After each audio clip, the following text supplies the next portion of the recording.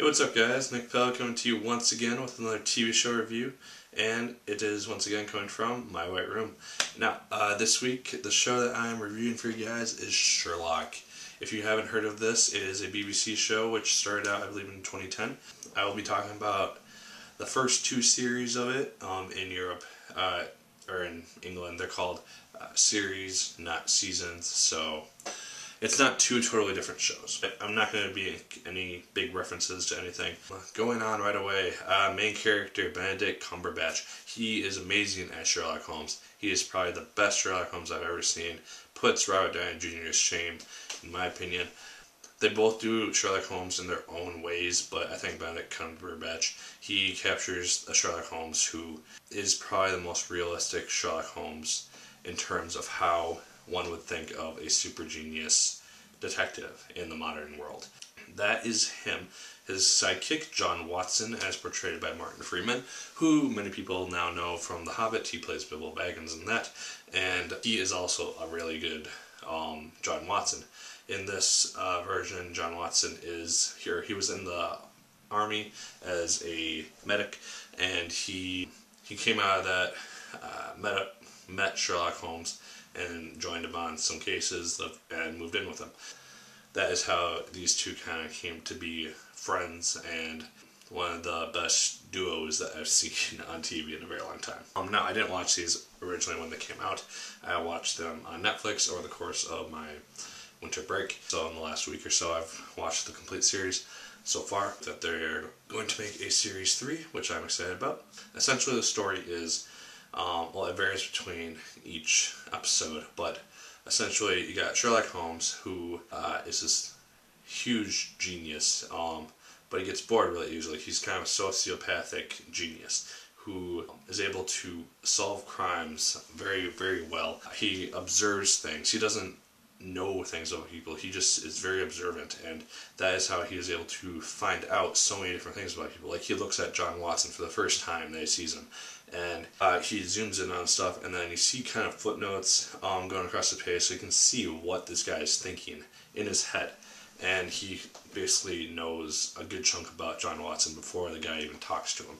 And he does this with everyone too, which is really a cool thing to see. He does it with crime scenes, he does it with people, and it's just a really interesting thing to see. It's a different side of Sherlock Holmes that I've never seen. Now, in terms of the story, like I was saying, Sherlock Holmes, genius guy, goes out, solves different crimes, but in these first two series, there's one villain who is the main one of the series, and that is Moriarty. He is revealed in the 3rd episode of series 1, and then he is shown again in the 1st and 3rd episode of series 2. I believe that the 3rd episode of series 2 will probably be the last that we see of him. I hope so, because we need a new villain. In terms of villains, this guy is a very well done villain. Andrew Scott captures the essence of Moriarty very well. He's an insane person for the most part. He's found a rival, that is Sherlock Holmes, at the end of series 1, and he basically is on a quest to defeat Sherlock Holmes, beat him at his own game, and you'll have to see if he's able to accomplish that. I don't want to spoil the end of series 2 for you, because it's such a good ending, such a good episode.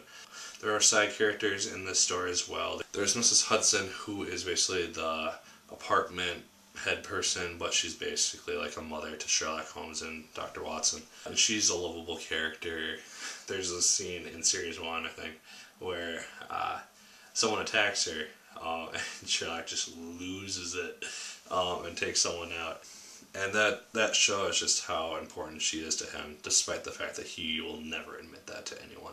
And also Sherlock Holmes' brother, portrayed by Mark Gatiss, whose name is Mycroft. You meet him in the 1st episode, and then he reappears, and I think probably at least once in every episode. But he's this rich guy. He's basically the head of the Secret Service of England, and he's a very powerful man, but he could be Sherlock's greatest enemy if he wanted to be. But there's an episode where you kind of see them as brothers. They're not bickering, and they kind of come together for a scene, and it's kind of a cool thing to see. There are some detectives that he works with that hate him because he's so smart. He's able to observe things that they normally wouldn't. There are villains, obviously. There's people involved in the various cases in various episodes. Overall, The show is amazing. I watched it on Netflix. All 6 episodes are on Netflix. I think they're on Blu-ray for like $30 or something.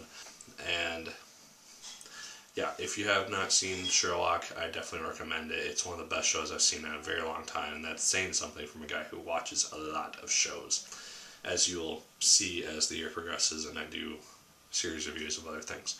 Yeah, that is my review of Sherlock. I highly recommend watching it if you have not already.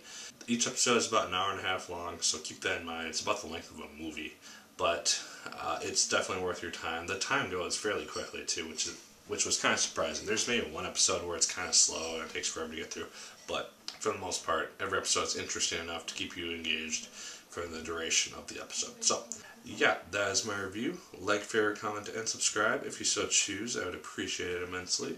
As always, my name is Pell, and as always, my good people, keep on watching.